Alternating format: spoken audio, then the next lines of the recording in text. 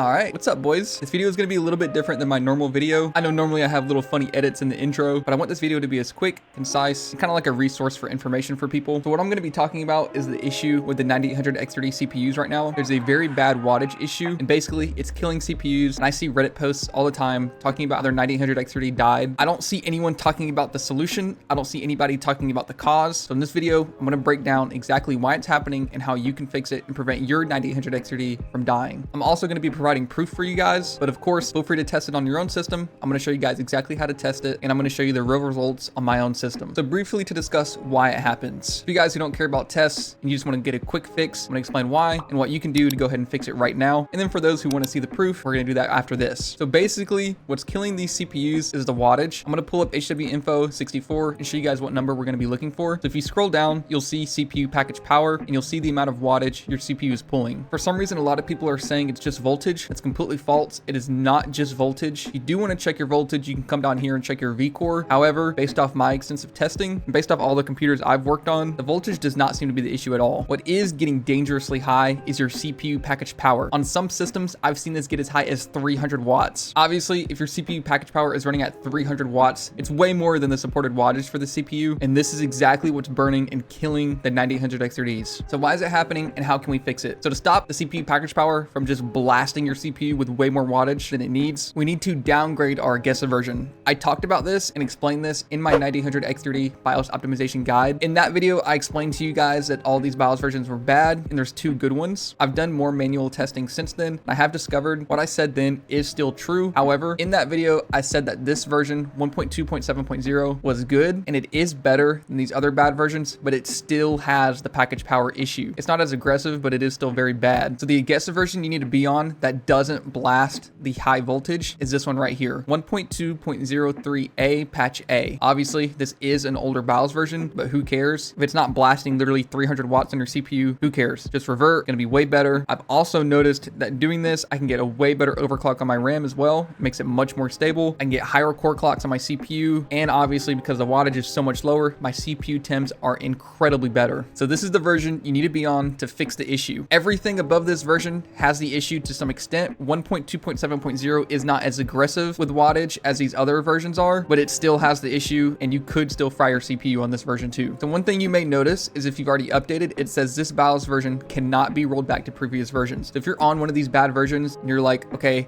I want to revert, but I can't. You still can. Pretty much every motherboard has a flashback BIOS port now. It's on the back of your motherboard, and it usually has a little circle around it. And you also see a flashback BIOS button. All you need to do is follow your motherboard's documentation. Every motherboard is a little different. Usually it involves just putting the BIOS file on a physical USB, plugging that into your computer, shutting your computer off, and then hitting the flashback BIOS button. That method will work 100% of the time for getting back to this version. So what do you do if your BIOS does not have this version as an option? Your motherboard may be newer than mine, so it was released and this Agesa version isn't possible to roll back to at all. If that is the case, what I would recommend doing is going to 1.2.7.0. Now, I do want to address a quick concern a lot of people will probably have. Obviously, this issue is very similar to the microcode issue Intel had. In that case, the Intel CPUs were blasting too much voltage. Some CPUs were getting up to 1.55 volts, and that was killing the Intel CPUs. In response, Intel did two things. They released a BIOS version, which fixed the microcode issue causing too much voltage, as well as they extended the warranty on those Intel CPUs. So if people were affected, you can get another free one. So if you caught the Intel CPU bug early, the fix was simply going to your BIOS and setting a manual voltage. That way, obviously, your CPU isn't getting like 1.55 volts and killing itself. You may think, okay, that logic applies for this too. I don't have to change my BIOS version. I don't have to get on a different Agesa version. I'm going to stay on the latest and manually set a wattage in my BIOS or with PBO. However, this does not work. It is not honoring the request of your motherboard. I've tested this. Even if you set a manual wattage in your BIOS or through PBO, your CPU package power will still exceed that limit, and it is not honoring your request at all. For example, if you set a 120 watt limit, it will still blast 200, 250, or even 300 watts on your CPU. The only way to fix it is literally by going to this Agesa version. That is the fix. So now that you guys know why it happens, how to fix it, I'm going to be showing you guys the proof. I'm going to be using Prime 95 to do this. I already have it on my desktop here. Right now, I'm on that exact Agesa version, 1.2.0.3 type A. I am on the good Agesa version, so I'm going to show you guys the results of what a normal good CPU will look like that's not going to be killing itself. Then I'm going to put my BIOS on the bad version intentionally and then show you guys the result of that. Obviously, I'm going to to be stopping the test very quickly. I don't want my CPU to get damaged, but I'm gonna run it very briefly, then cancel it. That way you guys can see it's gonna go up to like 250 watts. So let's go ahead and run Prime 95. I'd recommend in this test just doing smallest FFTS. You can also use this if you guys want to test it out yourself. If your CPU and motherboard combo has the issue, what you'll do is click this, make sure number of cores is set to the maximum, make sure hybrid threading is checked. Don't disable any of the AVX stuff. It's gonna make sure your CPU is getting the maximum workload, gonna make sure we can get a proper test. Click OK on this, it's gonna start running. Obviously in my case, I know mine's stable, but we can see on paper, the max amount of wattage your CPU should be having on the 9000 XRD is around 162. If it pushes past this limit just a little bit, obviously it's just going 5 past, it's not an issue. This is very common, especially with overclocking, and I have overclocked my CPU a little bit. But now that you guys can see that it's maxing out at around 168, I'm gonna cancel Prime 95. I'm now going to update my BIOS to the very latest 1.2.7.0 and show you guys the result of that. All right, what's up boys? I just updated my BIOS. I was on 53 core clock overall in the other BIOS. I can't even do that stable on this BIOS on the new one, so I'm at 52.75 for this test. If we go to MS Info 32, you can see I'm on the latest. This is 1.2.7.0, I guess, a version. One of the ones I said was bad, of course. So I'm gonna pull up HW Info, run Prime 95. Just keep an eye out on the CPU package power. Right now it looks normal, but of course under load, this is what's killing the CPUs. It's blasting way too much voltage. So I'm probably gonna close out of this very quickly. Obviously, I don't wanna damage my CPU physically just for a video.